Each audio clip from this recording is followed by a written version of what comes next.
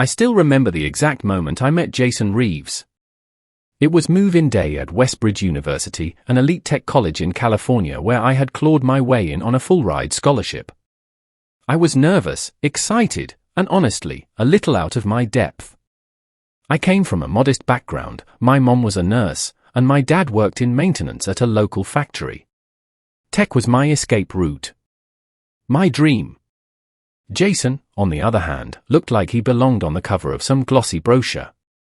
He showed up with his golf clubs, expensive duffel bags, and a smug grin that practically screamed, "I own this place." He was my assigned roommate in Griffin Hall, a freshman boys' dorm notorious for parties and hazing. At first, I tried to be polite. I introduced myself, "Hey, I'm Liam," and reached out to shake his hand. He looked me up and down, barely concealed his eye roll, and said, "Cool. Just don't touch my stuff." That pretty much set the tone for the rest of our first year. Jason was the kind of guy who didn't need to work hard. His father was on the board of a tech venture capital firm. He threw parties in our dorm room, used my side of the desk as a place to stack beer cans, and somehow always found a way to make me the butt of every joke. If I stuttered in class, he'd mimic me at dinner. If I pulled an all-nighter coding, he'd crank up his music right before a deadline just to mess with me. But it wasn't just the small stuff. Jason had a way of getting inside people's heads. He was charming to professors and ruthless to anyone he thought was beneath him, which, according to him, included me. He'd spread rumors about me cheating on assignments, once even accidentally turned in a modified version of my group project as his own, earning the credit while I got grilled by the TA. I tried to complain once, to the resident advisor. But Jason was one step ahead. He'd already painted me as paranoid and weird. I still remember how the RA looked at me, half smiling, like I was just another nerd who couldn't handle college social life. By sophomore year, I moved out, just to keep my sanity. But I still had to see Jason everywhere, classes, the quad, the same social circles. He called me tech support in front of everyone, even though I was usually the one fixing his buggy code during late-night project crunches. There was this one night, I remember vividly. It was the final review for our systems architecture class. We were doing peer demos, and mine was solid. I had spent weeks polishing my code. Jason stood up after my turn and loudly joked, "Hey, not bad for someone who grew up without Wi-Fi." The class laughed. Even the professor smirked. I laughed too, outwardly, but inside, something changed. I stopped trying to prove myself to him. I started thinking long-term. Quietly. Calculated. Not about getting back at him just then, but someday. When it would matter. I didn't know it at the time, but that moment, that burn, it planted a seed I'd carry with me for years.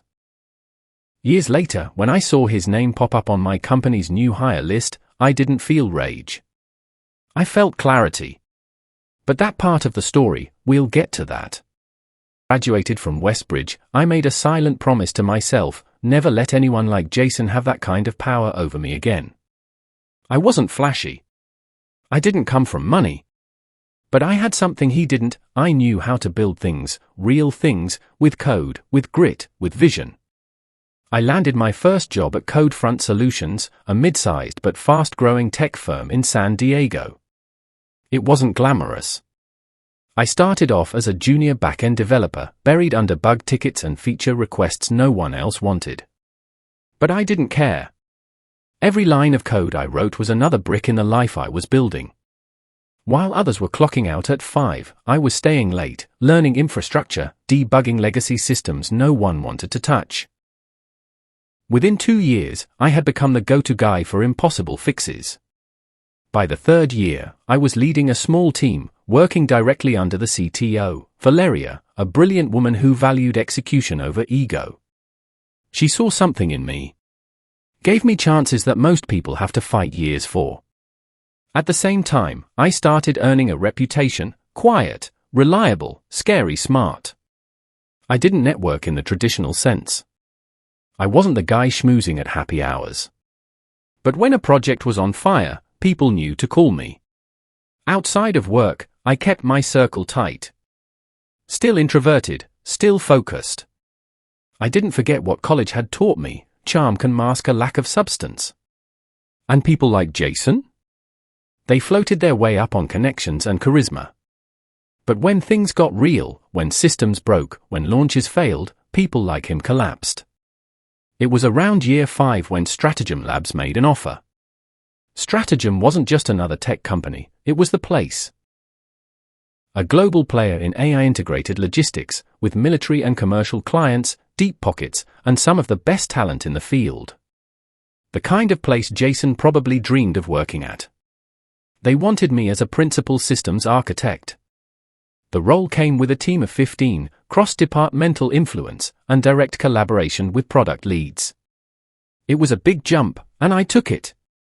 At Stratagem, I was finally in a position where I could design things from the ground up. I had input, authority, and trust. I wasn't just writing code, I was shaping entire infrastructures. 6 months in, we landed a massive contract with a European shipping giant, and I was tapped to lead the integration project. We needed to scale fast, hire aggressively, and onboard new engineers to meet the demands. That's when I saw the name on the list. Jason Reeves, Systems Analyst 2, probationary hire. I stared at the screen for a good minute, barely breathing. Same name. Same smirk in the employee photo. But now, he was reporting to someone on my team. It was like the universe had handed me the script and said, "Here's your shot." But I didn't celebrate. I didn't smirk. I just leaned back in my chair and said quietly, "Let's see how good you really are without someone else doing your work." The irony?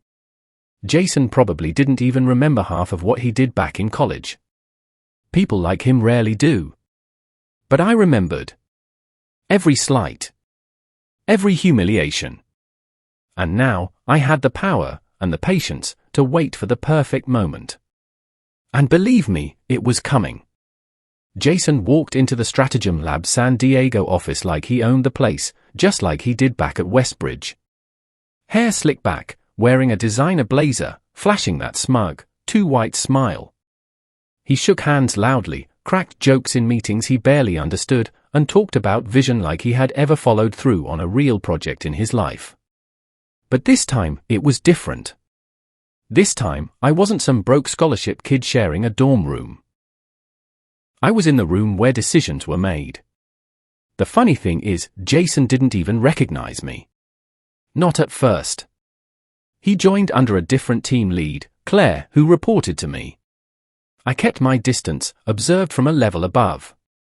He was assigned to the integration team for our big European shipping client, same project I was leading. Which meant, indirectly, he was under my command. At his onboarding, I was introduced as Liam Barrett, Principal Systems Architect. He gave me this fake nice nod, completely oblivious.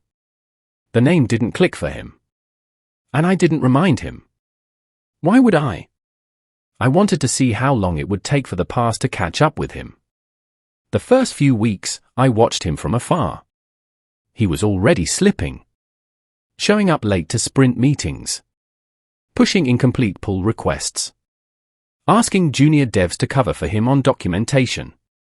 Claire brought her concerns to me discreetly. He's got confidence, she said, but not a lot of follow-through.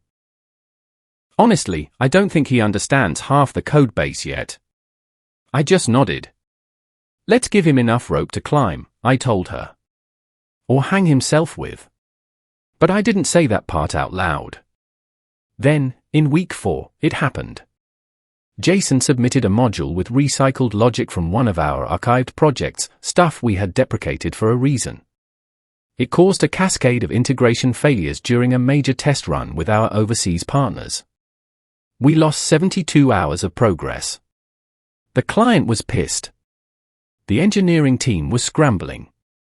I called for a post-mortem. Everyone showed up, product managers, team leads, senior engineers. Jason sat 3 seats from me, trying to act calm. His face was a little pale. He probably knew the error had his fingerprints all over it. But then he did what he always did, he tried to spin it. He blamed the documentation. Claimed the system was unclear and that the expectations for module standards weren't properly defined. Claire started defending the process, but he cut her off. That was his second mistake. I leaned forward slowly and said, "Jason, can you walk us through the logic you used? Specifically, the conditional branches at the tail end of the function." He hesitated, then started fumbling over the explanation. He got the flow wrong. The branch is backward. He had clearly copied the structure without even understanding what the code did. That's when the room got quiet. I pulled up the archive documentation and mirrored it on the big screen. Line by line, it matched his code. Deprecated logic and all. "Strange coincidence," I said. "You pulled this from a project we deprecated 2 years ago. Do you mind explaining how that happened?" He didn't answer.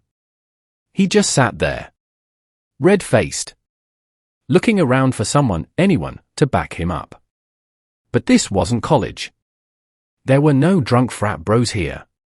No clueless professors too tired to deal with complaints. This was a room full of professionals. And I was the authority figure now. After the meeting, I got a Slack ping from Claire. "Damn. That was surgical." I replied with just 2 words. "He'll learn." But the truth? He was about to learn a whole lot more. I could have fired Jason right then and there. I had the grounds. Poor performance, sloppy code, blame shifting, undermining a team lead. HR would have backed me. But no, firing him would have been too easy. Too fast. I didn't want him gone. Not yet. I wanted him to sweat. So I called Claire into a one-on-one. "Don't write him up just yet," I told her. "Move him to the diagnostic sub-team. Let's see what he can do with the monitoring tools and log parsers." Claire raised an eyebrow. "You really want to keep him?" I smiled. "For now. See, diagnostics work is boring, painstaking, repetitive, and wildly unglamorous. But it's essential. And more importantly, it's transparent. Every commit, every query, every tool run gets logged and timestamped. There's no room to bluff or steal credit." And Jason? He was allergic to real work. 2 weeks into his new assignment, the complaints started rolling in. He missed meetings.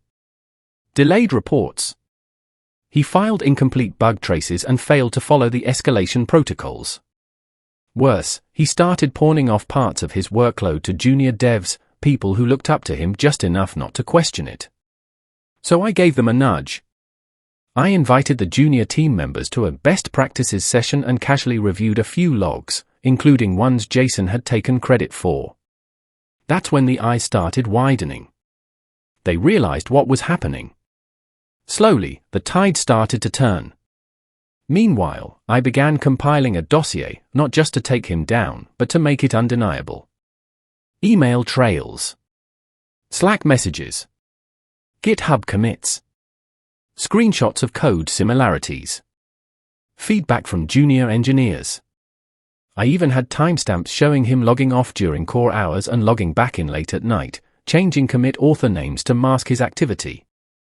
Then I scheduled a quarterly performance review, not just his, but across the team. This gave me the perfect opportunity to bring in HR, engineering leadership, and Claire. I made sure Jason's name was third on the list. When he walked into that meeting room, he still didn't know who I was. Still didn't recognize the guy he used to call tech support. So when I opened with, "Jason, let's talk about accountability," and clicked the remote to bring up his diagnostic logs, I saw his posture shift. When I brought up his unauthorized access to other people's task queues, he stopped blinking. When I laid out the timeline of manipulated commits, he started sweating. And then, finally, when I pulled up an archive chat transcript from freshman year, a Discord server someone had salvaged from a mutual classmate, where he bragged about fooling the dumbass roommate again, after stealing parts of my project. That's when it hit him. He looked at me like he was seeing a ghost. His mouth opened slightly. "You're Liam?" I didn't say a word. I just let the silence hang in the air. Heavy. Let everyone else in the room absorb what he'd done. Who he really was. The room was dead silent for a beat. Then Valeria, my CTO, leaned forward and said, "Well, Jason. That's quite the pattern we're seeing. Care to respond?" He didn't. Couldn't. Because finally, the truth had caught up with him. And I hadn't needed to raise my voice or throw a punch, just waited. Documented. And moved my pieces like a chessboard. The final move? That was coming. And it would be checkmate. The HR team scheduled Jason for a follow-up disciplinary hearing that Friday. It was formal procedure, on paper, a fact-finding meeting. But everyone in that room knew what it really was, the beginning of the end. He walked in wearing the same cocky smirk, but it didn't reach his eyes this time. His shoulders were tighter. He knew. There was no swagger left, just muscle memory. The HR lead, Marcy, started the meeting by summarizing the allegations. She was professional, detached, listing every infraction like bullets on a report. Falsifying work logs. Delegating unauthorized tasks. Plagiarizing archived code. Improper conduct with peers. Then she looked at Jason. "Is there anything you'd like to clarify?" Jason opened his mouth, paused, and looked at me across the table. He didn't say anything at first, just stared. That was the moment he realized the power had shifted for good. He used to look through me. Now he couldn't look away. Finally, he muttered, "It wasn't intentional." I didn't think it would snowball. Valeria, our CTO, didn't flinch. "You've been in this field long enough to know better. If this were a junior dev, it would still be serious. But at your level, it's unacceptable." Jason tried to salvage something, anything. "Look, I messed up. But Liam, he has it out for me. This feels personal." Valeria turned to me. "Liam?" I didn't even need to raise my voice. I just said, "Everything I've documented is verifiable. Logs. Timestamps. Source history. You can check it all yourself." And then, calmly, I added, "I don't care about personal. I care about integrity. If he had shown any growth, any effort to contribute instead of manipulate, this wouldn't be happening." Jason sat back. He knew there was no way out. By Monday morning, his termination was official. No fanfare. No goodbyes. His badge was deactivated, and security walked him out. Not in front of the whole office, but not quietly either. People noticed. Some folks were surprised Jason had always kept up appearances. But others? They knew. They'd seen him coasting. Deflecting. Whispering sideways insults when he thought no one was listening. As for me? I didn't gloat. I didn't post cryptic quotes on LinkedIn. I just went back to work. But later that week, when I was having lunch in the break room, one of the junior devs, Rena, came up to me. "Hey," she said, "just wanted to say thanks. A lot of us were afraid to speak up. But when you called him out, it made the whole team feel safer." That hit me harder than anything else. Because revenge isn't just about payback. Sometimes, it's about restoring balance. Protecting others from the harm you once endured. Making sure people like Jason don't keep winning. And the best part? I never had to lower myself to his level. I just rose above it and waited for the moment he'd fall. And fall he did. After Jason was gone, things quieted down around the office, but not in my mind. I kept replaying everything. Not out of guilt, but out of disbelief that the past had finally caught up, like a long shadow reaching from my college dorm room all the way into my corner office. I thought I'd feel triumphant, like I'd just conquered a mountain that had loomed over me for a decade. But what I really felt was release. For the first time in years, I didn't carry that knot in my chest. The one I'd been dragging since Westbridge. I didn't flinch when someone laughed too loud or made a passing joke. I didn't feel like I had to prove myself every time I entered a meeting. I could just exist. On my own terms. The truth is, I didn't destroy Jason's career. He did. All I did was refuse to protect him from himself. That's the part he never understood. All those years ago, he thought I was weak because I stayed quiet, because I didn't fight back with fists or insults. But silence doesn't always mean surrender.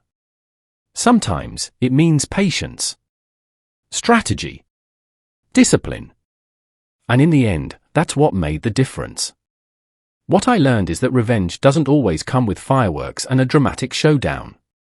Sometimes, it's just being in a position where you get to say, no more. No more power over me. No more control. No more rewriting history. And most importantly, I learned that you don't have to become your bully to beat them. Jason's fall wasn't loud, but it was permanent. And me? I kept climbing.